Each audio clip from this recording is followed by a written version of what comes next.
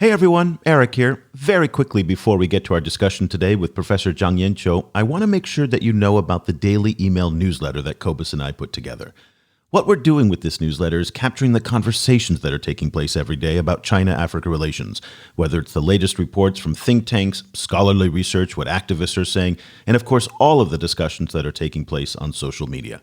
And we're featuring a lot of primary source material. So if you're a researcher, an analyst, or a journalist covering these issues, this newsletter is perfect for you.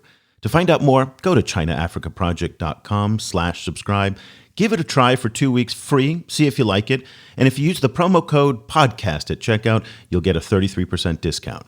Also, if you're a student or a teacher, it's always half price. Once again, that's chinaafricaproject.com/subscribe. The China and Africa podcast is brought to you in partnership with the Africa-China Reporting Project at Wits University in Johannesburg. The ACRP promotes balanced, considered reporting on Africa-China relations through innovative training programs held throughout the year. More information at africachinareporting.co.za. Hello and welcome to another edition of the China in Africa podcast, a proud member of the Sinica Network from SubChina. I'm Eric Olander, and as always, I'm joined by Cobus van Staden, the senior China-Africa researcher at the South African Institute of International Affairs in Johannesburg, South Africa. A very good morning to you, Cobus. Good morning. Cobus, today we're going to be picking up our conversation on journalism and telling the China-Africa story. For those of you who've been following the show, you'll recall from a couple of weeks ago, we spoke with an AFP journalist based in Nigeria who does fact-checking on social media, and we talked a lot about fake news, particularly on places like Facebook. Today, we're going to be talking about the way the Chinese tell the story, and it is very, very different than what we are familiar with outside of China, and they use a technique called constructive journalism. Now, some people may call this outright propaganda, but let's kind of move beyond that. And constructive journalism is not just a concept that is in vogue in China, but they're also using it in Sweden, in Denmark, some other parts of Europe. And Cobus, it's really gaining some traction also in Africa. Yes. The idea of constructive journalism is that it's journalists stepping away from their traditional watchdog role where they're simply pointing out problems to taking on a new role where they're also advocating certain, better solutions for whatever problems they're pointing out. In the process, it means that journalists are stepping into a role where they are actively cooperating with national development or economic growth. So they're in a more involved community kind of based kind of position in relation to the state and to the community. Now, to be sure, this is a very controversial position, in part because it's antithetical to many of the journalistic values that we in the US and in Europe have been raised upon, particularly this adversarial form of journalism, which we look at as very healthy, but the Chinese don't. So let's get a perspective on China-Africa journalism and storytelling. And for that, we're just thrilled to have back on the show for the first time in 4 years. Really, it's been a long time. Professor Zhang Yanqiu from China Communications University, where she is the director of the Africa Communication Research Center. Welcome back to the show, Professor Zhang. It's great to have you on. Hello, nice to talk to you again. Well, thank you so much for coming back. It's been a long time since we've had you on the program, and in those intervening 4 years, a lot has happened, both in terms of the way the China-Africa story is being told and also events on the ground. We mentioned at the top this idea of constructive journalism. I know this is something that is important to you. You've been teaching some of this to your students, both in China and also holding seminars in Africa. Why don't you just start our discussion with an introduction to how you see what constructive journalism is and why you think it's important? Okay, thank you for this opportunity. I think just like Cobus just mentioned, constructive journalism is a new concept which might be different from the traditional, journalistic practice, which focus on the watchdog, position. But constructive journalism, which promoted not only by China but also by other European countries. And so this is a new concept, but it's a very interesting concept to be learned and to be introduced. I disagree with you. Constructive journalism does not mean it is a positive news or good news, but constructive journalism focus on the solution. It focus on the hopes it's constructive journalism is different from the investigative journalism and different from those, breaking news. What focus on the dramatic impact of the news program itself. It's tend to be very critical, focus on too much on the negativity and make people feel frustrated and no hope. And the investigative journalism more the role of the media more like a policeman, like judge, and it focuses on the conflicts and the trouble, the problem. But constructive journalism is a new approach. It focuses on inspiration. It talk about the responsibility of the media. It's not only to investigate, but based on the investigation, we have to, to ask what we can do next, what we can solve. And so in this case, the media's role is like facilitator and mediator. So the focus is different. It's not focused on the conflict, but focused on the problem solving and what could be best practice to certain issues. Yeah, I agree with you that it's a very interesting, approach to journalism. I think some of its critics, particularly in the West, would probably argue that it puts journalists into too much of an advocacy position, kind of advocating for particular solutions to a problem, and that kind of goes beyond what, in these kind of traditional ways of thinking journalists are supposed to do. How do you answer that kind of criticism? I think, the constructive journalism was raised as a reflection against the traditional Western journalism, which focus on the negativity and conflicts. I think it's especially important for developing countries, because developing countries, we focus on the peace and development, but that is the national, interest. So if the media in the one country put on the national interest ahead of their individual interest of individual groups, that will help in the developing country to develop. But that's aligning the news with the interests of the state. And again, in a place like South Africa or Kenya or Nigeria, where there are very, very vibrant media ecosystems, where a lot of good information has come out of excellent journalism in reporting and investigating, but the interests of the consumers, the interests of the reader, the interests of the media is not always aligned with the state. And what it sounds like, certainly in China, is that media and journalism are aligned with the interests of the party and the state. So is that what you're suggesting, is that in a place like Kenya or South Africa, that media should be more aligned with the objectives of the ruling party or the governing elite? Yeah, I think I agree with you. And so it's time for us to reflect, what is the role of the media in the society? For whose interest? If it is too commercially operated, I think who will benefit? We have to ask who will benefit. If all the media, they are very successful, they have a large audience, but the point is, like in most of the African countries, the media are free and they can criticize the government and they are very critical. But the point is, Africa developed is not that fast.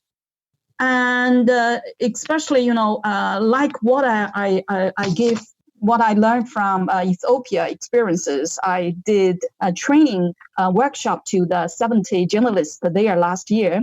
And they agree that the country was highly polarized. And one of the reasons is because of the media. The media put different interests ahead of the national interest. So that's the problem. How do you balance the traditional idea of the media as a kind of a public space, as a place where debate happens, around particular issues and different viewpoints are raised, versus the idea of media being actively involved in trying to solve a situation? Like, where does the balance between those two spaces lie? Okay, I have to make it clear. I'm not saying, constructive journalism is better than the traditional so-called, negative journalism, but I think it's time for us to rethink about the new approach about the, new journalistic approach. It's if the news report is focused too much on the negativity, conflict, and people will lose the hope. I mean, again, this is the difference between the Chinese worldview and, say, a non-Chinese worldview, where I've been a journalist for 25 years, going 30 years. Now I'm revealing my age here. I don't see it as my job as to necessarily provide hope or to assist the national interest. My job is to tell the story in the best way, as accurately as I can, and then let other people make the decision as to what they do with that information. That's what I do every day. So if it's against the national interest, okay. If it's for the national interest, okay. Yeah. But that's really not up to me as a journalist and as a storyteller to be thinking about those issues. And so I guess I'm just trying to struggle to understand, how does this work? I mean, again, in China, where the party controls so much of the media space, it's possible. But in other parts of the world where we don't have that, it doesn't feel applicable in that way. I think whether it's applicable to African countries or not, but it's very valuable for us to introduce this new concept. My African student arrived in, China. They tried to find the secret of what kind of role Chinese media played in the fast growth of the economy. And they find the media and the people and the government and the society, we all work as a whole to pursue the national interest, and which is to provide a better life of the people, to increase the economic growth and also the social stability. So the media work very closely to support the government, to support the people, to support the economy. So this is a very different approach. But if you simply call it a government-controlled propaganda, I think that's too naive to think in that way. So we have to find out the secret of the media in the national, development, in the social development. But it is government controlled, though, or at least party controlled, in the sense that, as you said, things are done to pursue the national interest and harmony in society and stability in society. And that's one of the reasons why we don't actually see stories produced by CGTN in Africa or within China that really diverge from the party, because that would seem as being adversarial and conflict. So a lot of news about China that is perceived as negative or is negative is not included in those discussions. Is that correct? Yeah, for example, for the Guangzhou issue, for the African media, full of, those sensational facts, those social media, video tips. So what happened? The people, they would just say if it's focused too much on this one piece of a negative story, then what about the other stories between China and Africa? For example, during the COVID-19 pandemic, according to my knowledge, like Chinese medical teams in 45 African countries, they provide, very swift response to the local hospital, and they provided, 4,000, something like 4,000 training to tens of thousands of, local medical workers to how to, contain the virus. But the point is, the media, they didn't report this, and they just only report African was mistreated. And then what will happen? Then people, they might feel disappointed as China-Africa cooperation. But this is only part of the story, which means constructive story or constructive journalism should provide even larger background, larger context, instead of focus on the negative. If all focus on the negative story, of course, it's a bias and there is a stereotype. And it's definitely, it will be a misleading, media practice. But, I would argue that in some cases, in order to have some kind of reform of a system where certain inequities or certain kind of bad practices are happening, one would have, in the short term, one would need to expose it and then have a moment of negative reporting in order to then move on towards some form of reform. So if we take it out of the China-Africa space for the moment, for example, the reporting around the killing of George Floyd, tabloid in the United States, that reporting necessarily, kind of was negative in the sense that it was reporting on a miscarriage of justice. And that then led to a large kind of outcry, which was probably quite damaging in some kind of ways to national harmony among certain communities. But it's all for the greater cause of getting more justice into a system that is malfunctioning. Like how kind of is there a more constructive journalist way of doing that without simply covering up kind of malpractice? I think we have to make it clear. Constructive journalism does not mean we're not going to report any negative story. But constructive journalism means we move one step, forward based on the fact-checked story telling. Which means, it's okay we talk about the so-called mistreatment of African people in China or in Guangzhou, but we have to provide, it's better for the media to provide what we can do next. Why the people was, so-called mistreated there.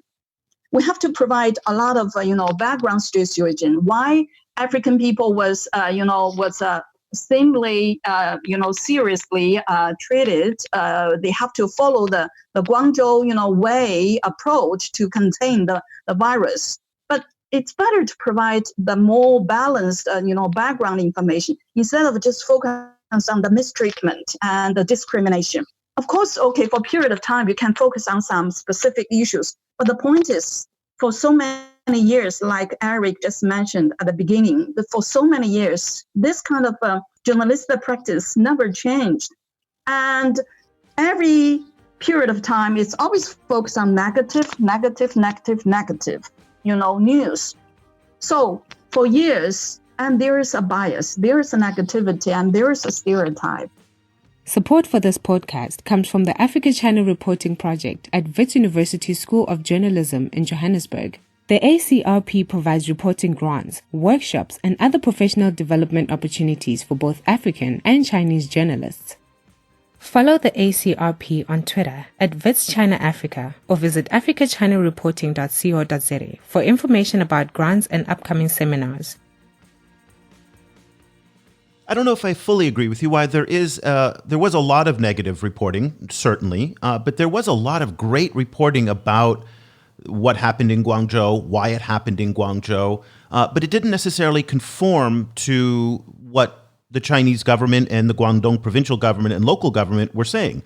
For example, there was a lot of great reporting about how the gap between what the Guangdong government was doing and what civil society in southern China and how they were treating Black people and African Americans and Africans were quite different. And any reference to that was rejected by the Chinese, saying there is no racism, there is no discrimination. And so I guess the hard part that we're all struggling with to understand this Chinese way and approaching the story is that it just keeps coming back to saying that the journalism has to conform to what the government or the party or the society or the state outline it to be and what their priorities are. And if it doesn't and it's not convenient, well, it's dismissed as being negative or being non-constructive. And I guess that's the part that I'm trying to get my hand around. How do we understand sometimes when it doesn't align with, social harmony, but it is true? Is that accepted inside of this constructive journalism and Chinese journalism? I think we're not a comment on the Chinese, response on this Guangzhou issue, but we are talking about the new concept, constructive journalism generally. Okay, and we have to make it clear: constructive journalism does not mean good news, or does not mean bad news, or positive news, or negative news. It means solution focused. It focuses on the tomorrow. It focuses on the solution, what we can do. Maybe some positive news, it's really like propaganda, but it provides nothing to do with solution. So that cannot be regarded as constructive journalism. But I mean, again, the only job I've ever known is journalism. Mm-hmm. So I don't know other things and other skills. And so, but I'm not an expert but I'm not an expert in solutions. I'm not an expert in policy. I'm not an expert in engineering. How can I, as a journalist, and a lot of journalists are young today, 25, 26, 27, how do they know what the solutions are? I mean, that's not necessarily, that's up for people like Cobus, who are think tank scholars and policymakers and researchers, to come up with those solutions. Okay, so that's a very good question. So solution, it's a solution focus. It's not only the journalist themselves has to provide solutions. They can ask the people involved. They ask the expert. They ask the leaders, or they ask people involved from different sectors to provide solutions or provide their suggestions. So it's a very interesting. When I visited Nigeria, one professor asked me if anything can be made in China, can news be made in China? Which means they don't think the news production in China could be regarded as a news, because they follow the Western journalistic concept. I think that's very interesting. But that's very important. That is why, for China-Africa cooperation, we have to revisit each other's journalistic, philosophy, visit each other's journalistic practice, instead of you just judge the journalism from your own, so-called journalism education. How do you see the role of social media in this process? Over the last few years, we've seen, both in the United States and in China now with the Guangzhou incident, that social media as a form of recording what's happening has been very powerful in exposing various forms of official abuse, and then in a lot of cases conventional journalists are forced in a kind of a catch-up role, where they're kind of running after social media and try and provide a kind of a more coherent narrative to a sudden explosion of different videos around a particular injustice. That's I think it's been true in Guangzhou and around the excuse me, the Black Lives Matter protests in the US. So how do those two fit together? So there are a lot of discussions on the social media and related to fake news and related to the so-called post-truth effect. So social media is a good, and we can get a lot of information on that. But I mean, the professional media should double check the sources on the social media. You cannot totally rely on that. That's very basic principle for I think for professional media. But at the same time, and I think social media can help us to access different information. That's no problem. But the point is, we have to double check it. That's very simple, logic. Yeah, and we recently had a guest from Agence France Presse. They do fact-checking and checking all the social media. Also, France 24 has a fact-checking unit in the United States, PolitiFact. There's a growing industry of fact-checking on social media to do exactly what you're saying. One of the things that I have noticed over the years, though, is that it feels like Chinese and Africans and Chinese and others are having two very different sets of conversations, because we're looking at different data points. And this came to light when Ambassador Zhou Pingjian in Nigeria was confronted by the Speaker of the House of Representatives during the Guangzhou incident by saying, "Have you seen the videos on Facebook?" And Ambassador Zhou said, no, he had not. And that was very revealing, because obviously in China, and Chinese officials don't necessarily have access to Facebook and Twitter and some of these other social media tools, and they don't necessarily go to them. But yet those are the dominant tools that are used to collect news and information outside, particularly in a place like Africa, where people are so young and social media is so popular. And I'm wondering, when you do your interactions, whether you're teaching or whether you're working with Chinese and African students, do you notice the different ways that people are looking, and journalists are looking at the stories using different data sets and different information points? Because we're looking at Facebook, Google, Twitter, WhatsApp. You're looking at WeChat, Weibo, and some of those other sites and other services that are very, very different. And also because the information ecosystem in China is regulated, and outside of China, it's not. So that also adds to the gap that in understanding between inside China and outside of China. Do you see that difference that exists there? I think today we're talking about the constructive journalism, but what you mentioned just now is about media regulation and a news source issues. That's another issue. So of course there is a gap about the information we Chinese people get, and also the so-called international audience or internet users. It seems that we get a different news sources. But the point is, I should say, why it's only Chinese. You blame Chinese. We don't use those international media. Why the international users they don't follow Chinese social media? Well, because they don't speak Chinese for the most part. I mean, one of the problem is the language. For most of the Chinese people, it's not necessary for them to use the so-called international social media. It's pretty okay for them to survive every day and with a Chinese domestic social media. But I guess the only thing is they're not necessarily participating in the same conversations that the rest of us are participating in, because Facebook, for example, is available everywhere, but not in China. So it's just difficult because one group is seeing one set of information and another group is seeing another set of information. And it just makes it hard to have those conversations. And I think we've seen over the years how journalism and the framing of journalism is oftentimes influenced by the data and the information they get, which is driven, of course, by access to information. So that's, I guess, what I was trying to figure out. I think Chinese people they really have a very good channel or access to those international news or international information, and especially Chinese international media, they have their Facebook and all the social media account. It's quite popular. I know some of them is quite popular.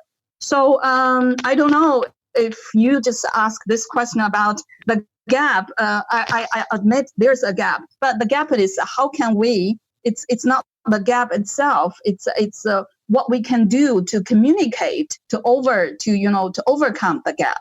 And what do you recommend to overcome the gap? Let's be solution oriented here. Constructive journalism.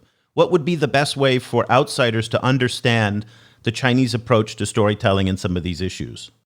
I think for foreigners, if they really like to learn Chinese, learn about Chinese situation, and just like Eric Yu, they can learn Chinese, and they can talk to Chinese people, and they can visit Chinese website.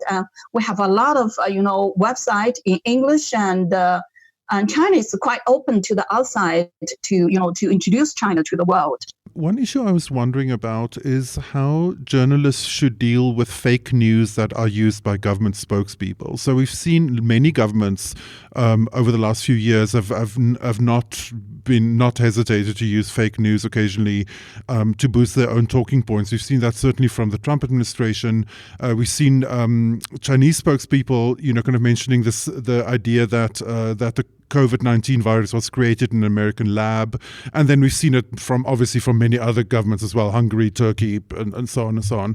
And what we've seen frequently is that journalists, even when they're trying to fact check and correct some of these statements, they end up kind of amplifying them because they have to report about them. And, media researchers have shown that that in many cases, that in trying to fact check it actually just reinforces the fake news and spreads it further. So how, from a constructive journalist perspective, should one deal with deliberate misinformation coming out of governments?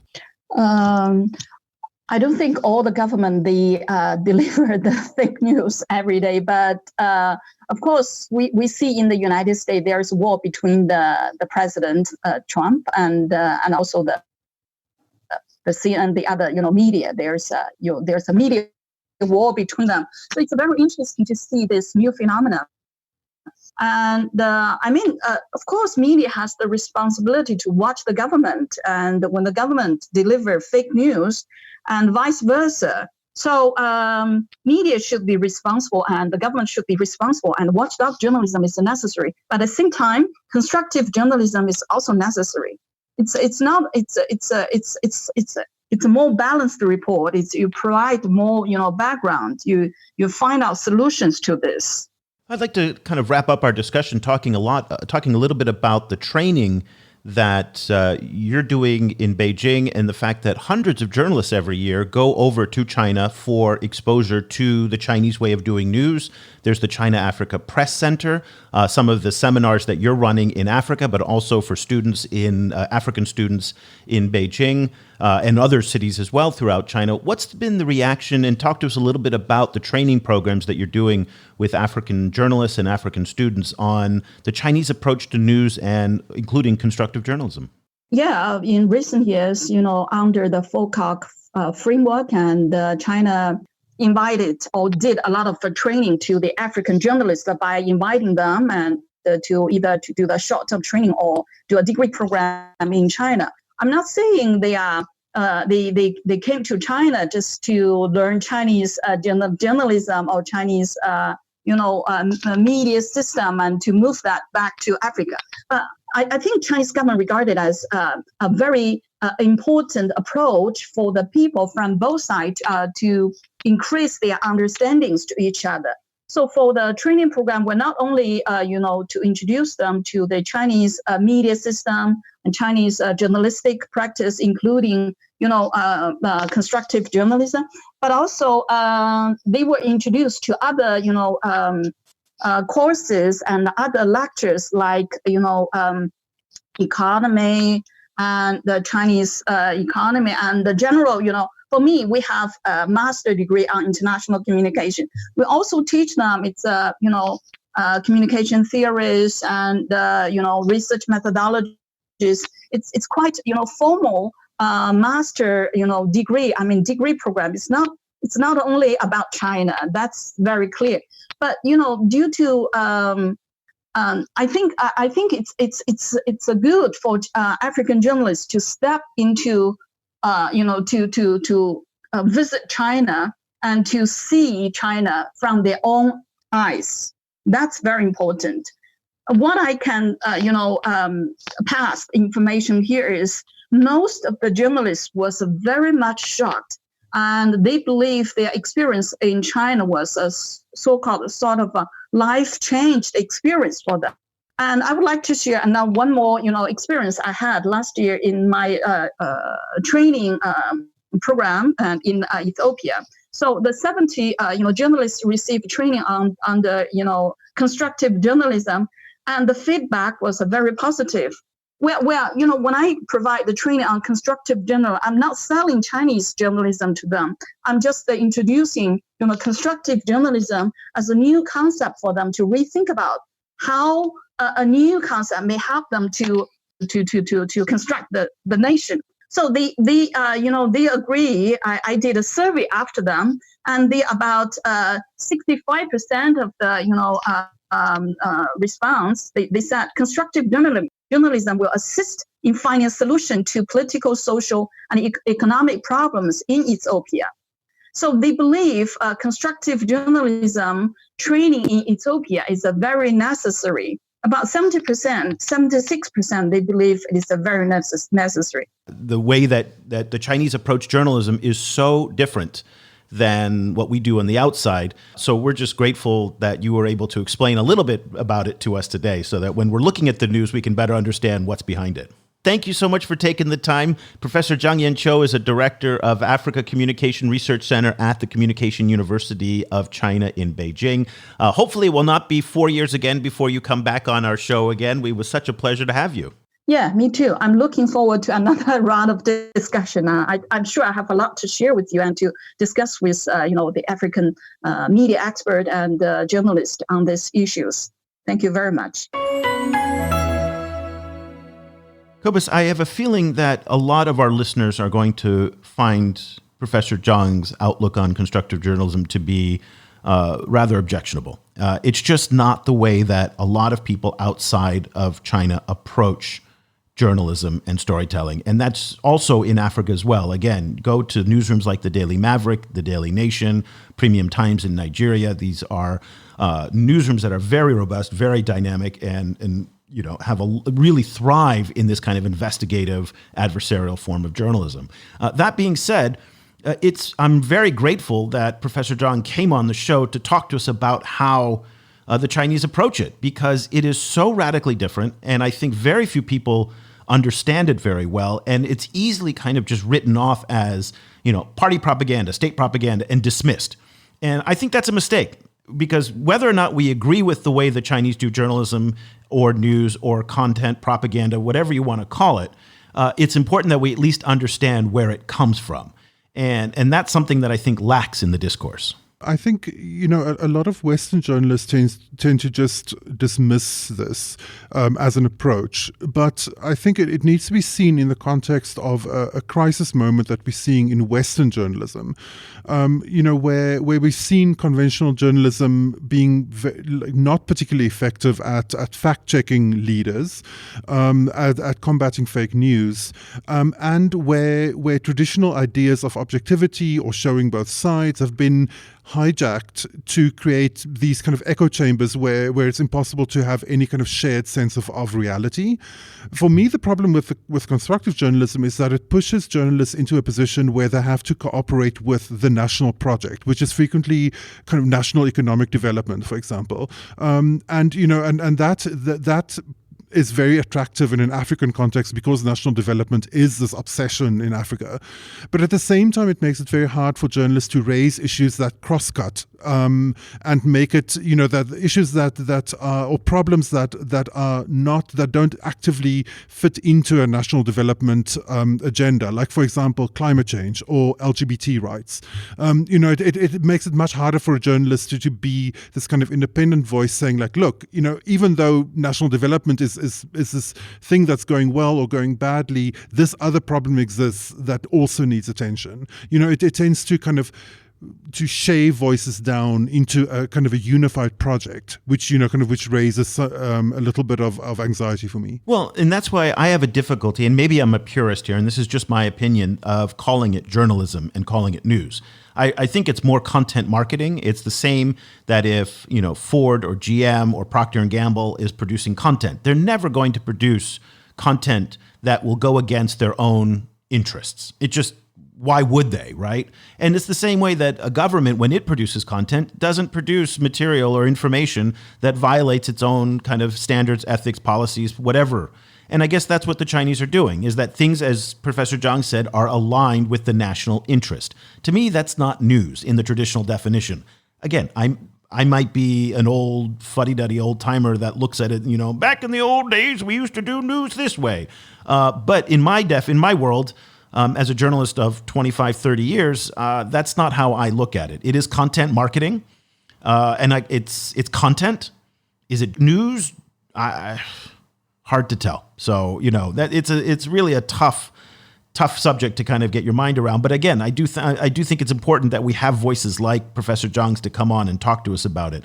So that'll do it for this edition of the China in Africa podcast. Again, Cobus and I, we're up here every single week. If you'd like to get in touch with us, it's super easy. I'm Eric at ChinaAfricaProject.com. He's Cobus at COBUS at ChinaAfricaProject.com. Just email us. You'll be surprised sometimes you get really long, detailed emails back. We love interacting with people. Of course, you can also follow us on social media. And best of all, if you'd like to kind of follow what we're doing every day, subscribe to our daily email newsletter. Go to ChinaAfricaProject.com/subscribe. Use the promo code podcast at checkout, and we'll throw in a huge discount for you. And we save that as an Easter egg for the end of the program. We give you a third off, actually. So that's the only place we tell it. So it's a little secret. And people are, Cobus, you'd be surprised. We've gotten quite a few signups from that, just from this little Easter egg at the end of the show. So I'm very grateful to all of you who have signed up with the promo code and made it to the end of the program. So that'll do it. Until next week, I'm Eric Olander. Thanks so much for listening. The discussion continues online. Head over to facebook.com/China Africa Project to share your thoughts on today's show. The guys are also on Twitter, where you can find Kobus at Stadinsky or Eric at E. Olander. And be sure to sign up for the weekly China in Africa email newsletter by going to www.ChinaAfricaProject.com.